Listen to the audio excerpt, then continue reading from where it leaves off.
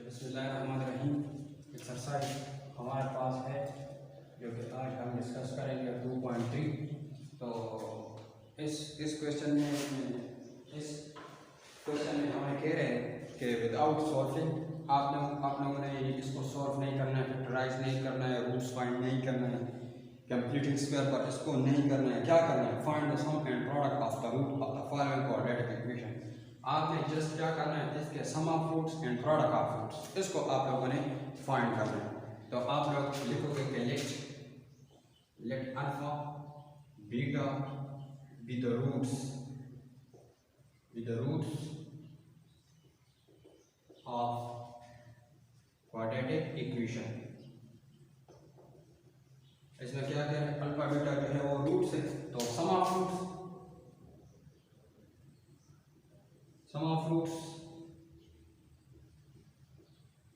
Equal to alpha plus beta, वो किसके बराबर है? Minus B divide by a. सही। तो अब इस क्वेश्चन को आप क्वाड्रेटिक इक्वेशन के जनरल फॉर्म के साथ कंपेयर करें तो और प्रोडक्ट ऑफ रूट्स क्या है?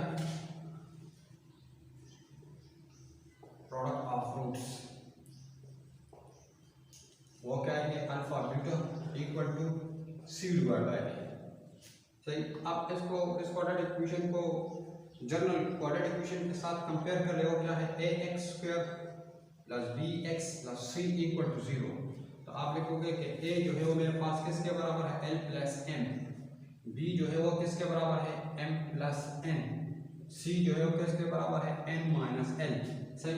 तो अब sum of roots alpha plus beta यानी s, sum of roots equal किसके बराबर है? माइनस बी किसके बराबर है? M plus n divide by n किसके बराबर है? L plus n. ये आपने सम ऑफ रूट्स फाइंड किया।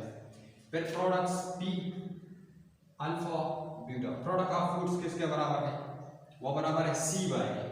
अब सी किसके बराबर है? N minus l divide by c by a, और ए किसके बराबर है? L plus n. इसके बराबर है, सी किसके बराबर है? तो ये आप लोगों ने क्या किया इस क्वेश्चन में? क्या कह रहे हैं इस क्वेश्चन में? जस्ट आपको कह रहे हैं कि इसको सॉल्व नहीं करना है, बस आप लोगों ने क्या करना है? सम ऑफ रूट्स और प्रोडक्ट ऑफ रूट्स फाइंड करना है। अब क्वेश्चन नंबर 2 में क्या कह रहे हैं? क्वेश्चन नंबर 2 में कह रहे हैं कि फाइंड द वैल्यू ऑफ के की वैल्यू फाइंड करना, sum of the root of the equation. आप लोगों को एक इक्वेशन दिया गया है और आपको कह रहे हैं के की वैल्यू फाइंड करो, लेकिन इस क्वेश्चन में ये कहा गया है कि sum of the root of the equation is twice, यानी सम ऑफ रूट्स जो है वो किसके बराबर होंगे? Twice the product of the roots. अब पहले मैं इसको क्या करता हूं, क्वेश्चन मेरे पास है कि 2k square minus 3x plus 4k equal to 0। ये मेरे पास क्वाड्रेटिक इक्वेशन है। जनरल फॉर्म इसका क्या है? A x square b x plus c equal to 0। तो ए जो है वो किसके बराबर है? 2k। बी जो है वो किसके बराबर है? माइनस 3। सी जो है किसके बराबर है? 4k। सही। अब सम ऑफ रूट्स, तो हम लिखेंगे कि सम ऑफ रूट्स किसके बराबर है? वो बराबर है minus B divide by A which is equal. अच्छा, यहाँ पर आ गया माइनस, और बी किसके बराबर है? माइनस 3, और ए किसके बराबर है? 2k। फिर इसके बाद फाइंड करेंगे प्रोडक्ट ऑफ रूट्स, वो किसके बराबर है? सी डिवाइड बाय ए। वो सी डिवाइड बाय ए के बराबर। सी किसके बराबर है? सी 4k, और ए किसके बराबर है? 2k। तो अब इसके बाद ये के इसके साथ कैंसिल, 2 के साथ कैंसिल, तो क्या रह गया है? 2। तो सम प्रोडक्ट ऑफ रूट किसके बराबर आ गया? 2 के बराबर। अब इसमें एक कंडीशन दिया गया है कि सम ऑफ रूट्स, यानी लिखा है कि sum of roots equal to twice means double, twice product of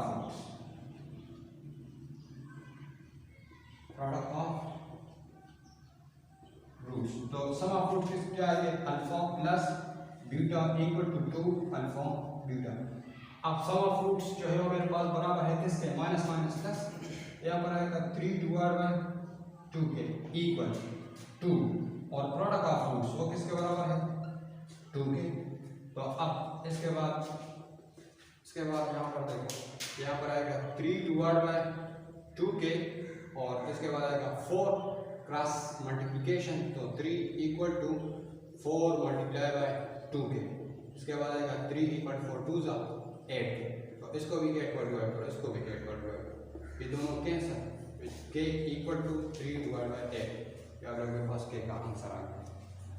okay अच्छा एक्सरसाइज 2.2 में क्वेश्चन नंबर 4 में क्या कह रहे हैं कि फाइंड p को आप लोगों ने फाइंड करना है the root of the equation is differ by the unity. तो इसमें क्या कह रहे हैं यानी फॉर एग्जांपल हमारे पास दो रूट्स हैं एक अल्फा है दूसरा बीटा है सही है। तो इसमें कह रहे हैं कि इस रूट्स में जो डिफरेंस है वो किसकी वजह से डिफरेंस आएगा -1 की वजह से यानी एक रूट आएगा अल्फा दूसरा रूट सेम आएगा लेकिन इसमें डिफरेंस क्या होगा -1। तो एक रूट अल्फा हो गया दूसरा रूट क्या आएगा -1 तो इन दोनों में डिफरेंस क्या आया -1 सही। तो इसलिए यहाँ पर कह रहे हैं कि दोनों रूट्स आएंगे लेकिन दोनों रूट्स में जो डिफरेंस है वो क्या आएगा -1 सही। तो इसमें इस इक्वेशन में क्या है कि the roots of the equation इसके रूट्स के जो इस इक्वेशन के जो रूट्स हैं वो डिफरेंट होंगे किस वजह से यूनिटी की वजह से और यूनिटी किसे कहते हैं -1। तो आप लिखोगे कि मेरे पास एक क्वाड्रेटिक इक्वेशन है कि x² - x plus p² equal to 0 और क्वाड्रेटिक इक्वेशन है ax² bx plus c equal to 0। तो आप लिखोगे कि a जो है वो 1 के बराबर है b जो है वो -1 के बराबर है और c जो है c मेरे पास p² के बराबर है सही। तो लिखोगे कि लेट